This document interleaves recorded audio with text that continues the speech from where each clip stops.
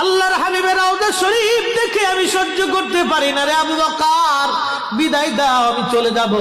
চলে গেলেন নবীর পাগল।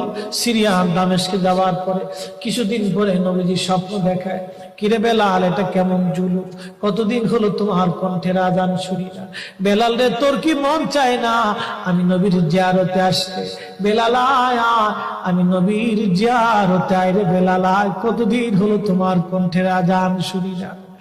স্বপ্ন যখন নবীজি দেখাইছে, এ মুসলমান, হযরতে বেলাল সুদূর সিরিয়ার দামেস্ক থেকে পাগলের মতো দৌড়াইলেন, পাগলের মতো ছুটে আসলেন। যখন মদিনাতে আসলেন তখন তাহাজ্জুদের সময় চলতেছিল।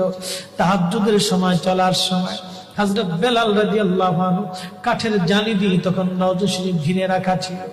ওই জালির পাশে বসে বসে জালির সঙ্গে মাথা ঠেকাইয়া নবীর পাগল বসে বসে গুনগুন গুনগুন করে কাঁদে আর বলে,